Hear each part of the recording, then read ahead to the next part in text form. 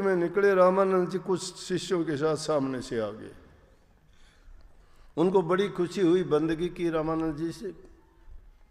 कहने लगे भक्ता कहाँ चले आज? बोला जी कहाँ चले, मैं तो ऐसे ही निकला था, ऐसे ऐसे बात है, आपकी कृपा से घर में लड़का हुआ था, लेकिन वो अपनी माँ की दूध ही लेता ही नहीं है, 4-5 दिन से कुछ भी नहीं लेता। बोला मैं तो पूछने के लिए ही जा रहा था। बोले हम भी तो ऐसे ही आए हैं, कोई मतलब नहीं था।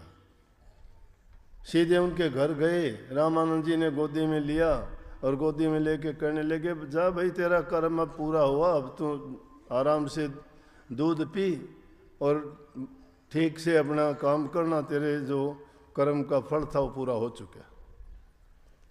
बोला कि जा उसकी माँ को दे। अंदर लेके गया, उसने रोना भी बंद कर दिया और अपनी माँ की दूध दी उसने ले ली। एक शिष्य रामानंद जी से कहने लगा जी क्या कोतक था ये, आप हमें समझाओ, समझ में नहीं आया, आप सुबह सुबह बिना मतलब के इन गलियों में आने का क्या मतलब?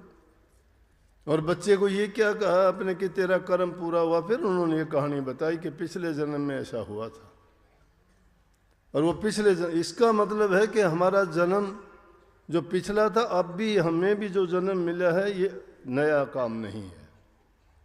हमने भी कोई न कोई शुभ और नेक कर्म किए होंगे, उसका कर्म फल यह है कि हम अच्छे इंसान बने, अच्छे घरों में जन्म मिला, हर प्रकार से सुख सम्मति है, और उससे भी आगे बढ़ के संतों का संग मिलना, सत्संग मिलना और उनसे नाम की दीक्षा मिलना तो बहुत ही शुभ कर्मों का फल है। कोटि जन्मों में इंसान जब भटका खा लेता है तब इंसान का चोला मिलता है। लेकिन जिनकी सोच कुछ होती है, संतों की शरण में आके भी कुछ ऐसे अभागे जीव होते हैं, अपने कर्म को बिगाड़ लेते हैं। अब बिगाड़ने का कारण क्या होता है कि संतों की शिक्षा उनके लगती नहीं है, वो मानते नहीं है। एक प्रकार के जीव नहीं, दुनिया में अनेकों प्रकार के जीव हैं, उनकी सोच अलग है, उनका रहन सहन अलग है, उनके परिवार के उनके संगति सही नहीं है, तो वो अच्छे को भी बुरा बना देते हैं। लेकिन रहीम जी तो ये कहते हैं रहीमन उत्तम प्रकृति का करी क्या सकत, कुसंग चंदन विष व्यापत नहीं लिपटे रहते भुजंग। रहीम जी तो ये कहते हैं कि जिनकी उत्तम प्रकृति है उसका बुरी संगति कुछ बिगाड़ नहीं सकती। इसलिए जो सच्चे मन से सतगुरु के पास अपने हित के लिए, अपने कल्याण के लिए और इस जन्म मरण की बीमारी से छुटकारा पाने के लिए काल की जेल से जो बच जाना चाहता है, उसके लिए दुनियादारी के सुख आराम वो कोई मायने नहीं रखते। उसकी दवाई मैंने बता भी थी कि ये मेरा मेरी छोड़ दो आप, ना कुछ तेरा ना कुछ मेरा, ये जग जोगी वाला डेरा, यहाँ कोई किसी का कुछ नहीं है, तुमने यहीं पाया है, यहीं छोड़ के जाना है, और जो साथ ले जाने वाली चीज है उसका हमें ख्याल ही नहीं है क्या साथ जाएगा। इंसान के नेक कर्म का फल साथ जाता है, प्रभु के नाम की हुई भक्ति साथ जाती है, दान पुण्य और परहित के कार्य किए हुए उसके साथ जाते हैं। लेकिन हम क्या करते हैं कि अच्छी जगह में जाके भी काल अपना दाव चला लेता है, किसी को काम में, किसी को क्रोध में, किसी को लोभ में, किसी को मोह में, और इस माया का ऐसा जंजाल है, उनको ऐसा बहका देता है, बुद्धि भ्रष्ट हो जाती है उनकी। रास्ते चलते चलते ऐसी ठोकर गिरती है, फिर होश में नहीं आते, गिर ही जाते हैं, गिरते गिरते ऐसे गिरते हैं कि वो संभल नहीं पाते फिर। परंतु जो सच्चे मन से संतों की संगति कर लेता है, जिसके हृदय में संतों के प्रति सच्चा प्रेम जो बन जाता है, तो बढ़ता जाता है, कम नहीं होता। क्योंकि जो वास्तविकता है उन्होंने उसको जान लिया है कि कीमत किस चीज की है। आदमी को इतना चिंतन करने का समय ही नहीं है, यहाँ तो अंधी दौड़ लगी हुई है कि उसके पास ये है, मेरे पास ये होना चाहिए। अगर हो जाएगा आपके पास कोई बड़ी बात नहीं है, वो जो करता है उतना तुम करके देखो। किसी के पास धन है, उसने मेहनत की होगी, तुम मेहनत करो, धन हो जाएगा। कोई ताकतवर है, उसने व्यायाम किया होगा, अच्छा खाया पिया होगा, तुम भी अच्छा खाया पिया करो, व्यायाम किया करो, हो जाओगे तकड़े। कोई अच्छे ऊंचा पद चाहता है, अच्छी तुम भी पढ़ाई लिखाई करके कोई अच्छा एग्जाम पास करो, तुम्हें भी ऊंचा पद मिल जाएगा। अगर तुम भक्त और संत बनना चाहते हो तो तुम भी उन संतों की तरह से अपने मन, इच्छाओं और कामनाओं पर काबू करके उस रास्ते पर आओ और सच्चे बन के चलो, तुम्हें भी वो पद मिल जाएगा। परंतु उस पद की ओर तो बढ़ते ही नहीं हो, तुम तो रास्ते में ही दो कन्नी दवन्नी चवन्नी उठा उठा के वापस हो लेते हो। समझ गए कि नहीं? कन्नी दवन्नी चवन्नी ये संसार के पदार्थ हैं जो इस जीव को लूटा करते हैं। किसी को धन के लोभ में, किसी को पद के लोभ में, किसी को जवानी की मदहोशी में, किसी को इंद्रियों के बस करके इन रोगों और भोगों में फंसा के इस जीव को लूट लेते हैं, नहीं बढ़ने देते। संत रविदास जी अपने मस्त रहते थे प्रभु भक्ति में। रामानंद जी को गुरु बनाया, भेद नाम की दीक्षा ली और मस्त रहते थे राम नाम में। अपना घर वालों ने कहा कि तू काम तो कोई करता नहीं है, हमेशा भक्ति में बैठा रहता, कोई नई बात नहीं है। भक्तों के साथ ये बात सबके साथ हुई है। और को तो छोड़िए, अपने महाराज जी थे, उनके साथ उनके पिताजी भी ऐसे ही करते थे। जब भी उनको देखते ही कि ध्यान समाधि में बैठा है तो उसको खड़ा करके कहते थे तेरी भक्ति ऐसी करूंगा, खड़ा होकर काम कर। लेकिन उनकी लगन थी, उनको उन चीज की परवाह नहीं थी। कहते थे काम मेरे से कितना भी करवा लो, लेकिन मेरे काम में बाधा ना डाला करो। और एक दिन ऐसा आया कि उनको भी बाध्य होना पड़ा ये कहने के लिए, भाई तू जो करता है वो मुझे भी बता दे क्या करता है। इसीलिए कही खुद ही को कर बुलंद इतना कि खुदा बंदे से ये पूछे कि बोल बंदे तेरी रजा क्या है। अरे करना चाहते हो तो अपने आप को इतना बुलंद करो ना, तुमसे भी कोई आगे पूछे कि बता मेरे को ये राज क्या है, मैं भी कैसे ये कर पाऊं। रविदास जी ने कह दिया कि भाई तुम्हारी मर्जी है। बोला कि शादी कर दी, अलग हो, अपना काम कारोबार कर। जूती बनाने का काम करते थे, कोई शर्म नहीं, सीधी बात कही उन्होंने। जाति की कोई बात नहीं है। आजकल जाति पाति का कितना जहर घुल गया। काम की लिहाज से जातियां बनी थी, लेकिन आज काम की लिहाज से जातियां कहाँ रह गई। सेठ लोग हैं, जूते की दुकान करते हैं, उनको कोई कहता है कि तू समार है। सेठ लोग हैं, हार्डवेयर की दुकान कर रखी है, कोई कहता है कि तू लुहार है। सेठ लोग हैं, सोने की दुकान करते हैं, सोने का काम करते हैं, कोई कहता है तू सुनार है। पंडित लोग हैं, शराब के ठेके लेते हैं, कोई कहता है तू कलाड़ है। अरे काम के आधार पर जातियां थी, वहां से खून तो एक ही आता है, सभी एक हैं। रविदास जी कहते हैं इस बारे में, जात पात मत पूछिए क्या जात और पात। ये जात पात का रोग रविदास जी कहते हैं इंसानियत को खा जाता है। कोई जाति पाति नहीं, जाति पाति पूछे नहीं कोई, हरि को भजो हरि को होई। जात नहीं जगदीश के संतों के बिना जो फंसा जात में वो 184 में। जाति क्या है? जाति इंसानियत है हमारी, अंश प्रभु के हैं, आत्मा हैं हम सभी। जाति इंसान ने बनाई है, परमात्मा ने नहीं बनाई। उन्होंने सीधी कही कि मुझे इस बात से नफरत नहीं है मैं किस जाति का हूं। सीधी कही कि ओछी जाति ओछी पति ओछा कर्म हमारा। ऊंची जाति ओछी पाती होगी, लेकिन उनकी दया से ऊंच भये हैं, कह रविदास हमारा, कि प्रभु की भक्ति के कारण हम ऊंचे हो गए। बोले कि उस पंडित होने का क्या फायदा जो कर्म गंदे मंदे करता है, जाति से जन्म ब्राह्मण के घर में लिया है, अगर मांस मछली अंडे खाता है, शराब पीता है, खोटे मंदे कर्म करता है, तो कैसा ब्राह्मण?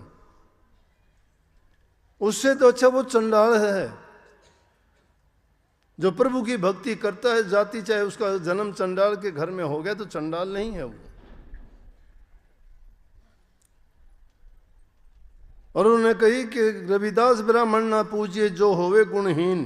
गुणहीन, जिसमें गुण नहीं है, नाम ब्राह्मण है, उसको उसके पांव पूजने का कुछ आपको कुछ नहीं मिलेगा। हम उनको ऊंचा दर्जा है हमारे समाज में ब्राह्मण का, लेकिन ब्राह्मण की परिभाषा जानो, ब्राह्मण है कौन? ब्राह्मण सोई जो ब्रह्म पिछाणे, बाहर जांदा भीतर आने, दया जनेऊ घट में राखे, पांचों बसकर झूठ न भाखे, काम क्रोध लोभ मोह अहंकार न होई, शरणदास ब्राह्मण है सोई। जो ब्रह्म को जानता है, ब्रह्म को पहचानता, वो ब्राह्मण है। जिसने अपने काम क्रोध लोभ मोह अहंकार को त्याग दिया, ब्राह्मण है। जो ब्रह्म की पूजा करता है, परमात्मा की पूजा करता है, उनका ध्यान करता है, अभ्यास करता है, याद करता है, वो ब्राह्मण है। ये गुण है। और इनसे जो हीन है वो ब्राह्मण नहीं है। तो कहते रविदास जी कहते हैं, रविदास ब्राह्मण ना पूजिए जो होवे गुणहीन, पाप पूजो चंडाल के जो होवे गुण प्रवीण। और जो गुणों से भरा हुआ है वो चाहे चंडाल क्यों ना हो, उसके पांव पूजने चाहिए, क्योंकि उसमें कोई बुरी आदत नहीं है, पाप कर्म नहीं करता है। जो ब्रह्म को जानने वाला बन गया, उसकी जाति पाति का कोई लेना देना कोई महत्व और बात नहीं है। और उन्हें रविदास जी ने ये करके भी दिखाया। पंडित लोग भी उनके पास आते थे, ज्ञान लेते थे। उस समय में कबीर साहब से भी ऊंचे दर्जे के, मैं कहूँगा नहीं तो बराबर के समकालीन संतों में रविदास जी को संत श्रोमणी का दर्जा मिला। कहीं कहीं कहते हैं कि उन्होंने कबीरदास जी को गुरु बनाया, माना, लेकिन वो तो जैसा भी है, अनेक प्रकार की बातें हैं, परंतु हम इससे छोटे बड़े उनमें क्यों पढ़ें कि संत सभी हमारे पूज्य हैं। उनमें कोई अंतर नहीं था, उनकी कोई जाति नहीं थी। वो जाति विहीन समाज बनाना चाहते थे, क्योंकि मालिक के दरबार में कोई भी छोटा बड़ा ऊंच नीच कोई जाति पाति का भेद नहीं है। और उन्होंने पंडितों ने उसके साथ कर दिया कि नीची जाति का हो कि ये कैसा भगत है, ये सत्संग करता है।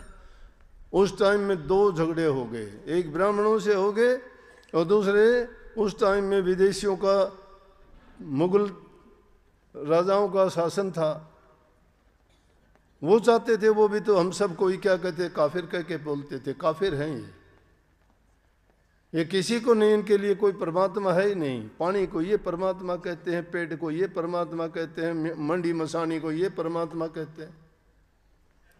ये काफिर हैं। एक अल्लाह है, एक अल्लाह को नहीं पूछते। ये तो इनके तो पता ही नहीं किस किस को पूछते हैं। ये तो बड़ी यातनाएं देते थे। ब्राह्मणों ने जाके शिकायत कर दी, कह दिया जी ये तो लोगों को भरमाता है, नीची जाति का है, इसको शास्त्र पढ़ने का अधिकार नहीं है। शास्त्रों को खोल के देखो, उसमें लिखा है कि शूद्रों को ये पढ़ने का, लिखने का, इनका सत्संग करने का। रविदास जी कहने लगे ऐसा कहाँ लिखा है, प्रभु की भक्ति कोई भी कर सकता है। हम किसी के रास्ते में कोई बाधा नहीं डालते, किसी को बुरी बात नहीं सिखाते, हम किसी से जाके नहीं कहते। हमारे पास जो आते हैं वो अपनी मर्जी से आते हैं, हमारे पास जो है उनको हम बताते हैं और उससे प्रभावित होते हैं। उनको सच्चाई का जब पता लगता है, उसमें उनका हित और कल्याण है, तो हमारे पास आएंगे वो। लेकिन उन्होंने बड़ी वो करी कि चलो देखेंगे, शिकायत कर दी कि ये समाज को बिगाड़ते हैं। और वहाँ जाके राजा को शिकायत कर दी। कहने लगे मूर्ति पूजा करते हैं तो ऐसी इनमें ताकत है, तो हम देखेंगे कि इन मूर्तियों को अपने पास बुला लेंगे, क्या इनके पास इतनी ताकत है इनकी भक्ति में। ये कहना था। उन्होंने बोला कि रविदास को मैं बुला के पूछता हूँ। पंडितों को बुला लिया, उनको भी बुला लिया। उन्होंने सोचा एक पंथ दो काज, अब दोनों का इलाज हो जाएगा, इन ब्राह्मणों का भी इलाज हो जाएगा, रविदास का भी इलाज हो जाएगा। बोला कि जो हारेगा वो उसके माफ़ी मांगनी पड़ेगी, पैर पकड़ने पड़ेंगे और उसको अपना काम छोड़ना पड़ेगा। ब्राह्मण बोले हाँ जी हम मानते हैं इस चीज़ को। मूर्तियाँ रखवा दी नदी के पार, गंगा जी के दूसरे किनारे पे। मंदिरों से मूर्ति उठवा के रखवा दी और पहले कहा कि बोलो पहले कौन करेगा। ब्राह्मण लोग बोले हम करेंगे। ब्राह्मण लोगों ने क्या किया, मंत्रों का उच्चारण किया, बड़े जोर जोर से किया, बहुत मंत्र पढ़ के आगे थक गए, मूर्तियां टस से मस नहीं हुई। रविदास जी कहने लगे देता रहे 1000 वर्ष मुल्ला चाहे अजान, रविदास खुदा ना मिस कर जब लग मन शैतान। अरे मन में जब तक शैतानी भरी है तब तक वो अल्लाह खुदा नहीं मिल सकता, ये झूठी बात है। अब उसने भी रास्ता बंद कर दिया, उसको भी चोट लगी। अब ब्राह्मण बेचारे थक गए, वो मूर्तियां हिली नहीं। फिर बोले क्या कि ये क्या बड़ी बात करता है, रविदास को बुला लिया क्या, अब तू दिखा तेरा करिश्मा। रविदास जी ने तो वही तुलसी साहब वाली बात कह दी, हाथ जोड़ के अपने आंखें बंद करके बैठ गए अपने इष्ट को याद करके। ये जबानी जमा खर्च करने की बातें नहीं होती, जबान से बक बक सारा दिन करते रहते हो।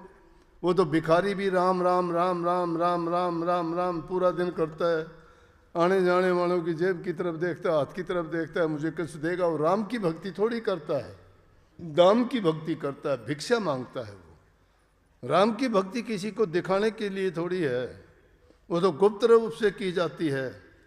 एक गडरिया भी मस्ती में बात करता था, मूसा पीर ने उसको धमका दिया। भोले भक्त होते हैं जिनको तर्क वितर्क नहीं आता, विद्या के गुलाम नहीं होते, बुद्धि के वो अधीन होके कुछ का कुछ तर्क वितर्क नहीं करते। कहते हैं कि गडरिया था, बैठा बैठा जंगल में भेड़ें चरा रहा था, चराते चराते कहता है देख के लीला को, हे परमात्मा, कहते हैं आप अकेले हो, आप भी अकेले हो, मैं भी अकेला हूं। अब खैर मेरे पास तो भेड़ बकरियां, आपके पास क्या है? आपकी कौन रोटी बनाता होगा, कौन आपको कपड़े देता होगा, कैसे आप सोते होगे, कहाँ रहते होगे? अगर मेरे पास होते तो भेड़ों की ऊन का कपड़ा देता, आपको वो पहना देता, मैं उड़ा देता, सर्दी नहीं लगती। मैं आपको भेड़ बकरियों का दूध पिला देता, आपको भूख नहीं लगती। आपके साथ बात करता, मिलके हम अपने रहते, आराम से खुशी खुशी टाइम रहती। इतनी देर में मूसा पीर वहाँ से गुजर रहे थे। मूसा पीर ने सभी ये बातें सुन ली। मुसलमान पीर होते हैं जैसे अपने दर्जा संत का है, भगत का है, इस प्रकार से मुसलमानों में पीर भी एक पद है भक्ति के मार्ग पर चलने वालों का। कोई ओलिया है, कोई पीर है, कोई कुछ है, इस तरह के। तो मूसा कहते हैं मूसा को रोजाना दर्शन होते थे, साक्षात बातें करता था परमात्मा से। उस दिन जब गया मूसा पीर ने लाख कोशिश करी, ना दर्शन हुए। दर्शन हुए तो प्रभु नाराज उनसे, कहने लगे मूसा, कहने लगे प्रभु क्या गलती हुई, आज मेरे दर्शन क्यों नहीं हुए? बोले अरे तूने आज मेरे भगत का दिल दुखाया है। बोला कौन भगत आपका मेरे से ज़्यादा? मैं आपके रोज़ाना दर्शन करता हूँ। बोला उस गडरिए को। उसने बेचारे ने माफ़ी मांगी कि मूसा जी मुझे माफ़ कर दो, मुझे पता नहीं था, गलत लफ्ज़ निकल गए, मैं आइंदा कभी ऐसा नहीं करूँगा। वापिस आया मूसा पीर, गडरिए से कहने लगे भैया माफ़ी कर दे, मेरे से गलती होगी, मुझे नहीं पता था कि तेरी भक्ति सच्ची है। कहने का मतलब ये है कि ज़्यादा दिखावा करने वाले कहते हैं, ये भी काफ़ी लोग आके कहते हैं कि जी मेरा अभ्यास नहीं बढ़ता, ध्यान नहीं बढ़ता, सुमरण नहीं होता मेरा। और फिर थोड़ी देर में कहते हैं जी मेरा घरवाला शराब पीता है, मेरा बेटा मेरा कहीं में नहीं चलता। अरे तो भक्ति को तुमने इतना सस्ता कैसे लगा लिया? तुम्हारे घर के हालात ही ऐसे नहीं हैं, तुम्हारी संगति अच्छी नहीं है, तुम्हारा खान पान अच्छा नहीं है, तुम्हारी उठ बैठ जिन लोगों के साथ है उनके साथ चर्चा तुम्हारी कभी भक्ति की, कभी प्रभु के गुणगान की होती नहीं है, कैसे आपकी भक्ति होगी? दुष्टों के संग बैठना, दुष्टता के विचार पैदा होंगे। अच्छी बात कभी होती है? भगत लोग तो हमेशा प्रभु के गुणगान करेंगे, उनके बारे में ही सोचेंगे। वही रविदास जी का था। अपने दोनों आंखें बंद करके हाथ जोड़ के बैठ गए, ना कोई मंत्र, ना कोई संतर, ना कोई तंत्र। तंत्र ये था कि आंखें बंद कर ली, हाथ जोड़ लिए, मन में पक्के तार जोड़ दिए कि मालिक झूठा हूँ, सच्चा हूँ, बुरा हूँ, भला हूँ, ये क्या है मुझे नहीं पता, मुझे ना हार जीत का पता है, ना मुझे इस चीज़ से सरोकार है, लेकिन इन्होंने ये बात की है तो मेरी लाज तो आपके हाथ है। मैं अगर झूठा हूँ तो रहने दो, अगर सच्चा हूँ तो आप संभालो।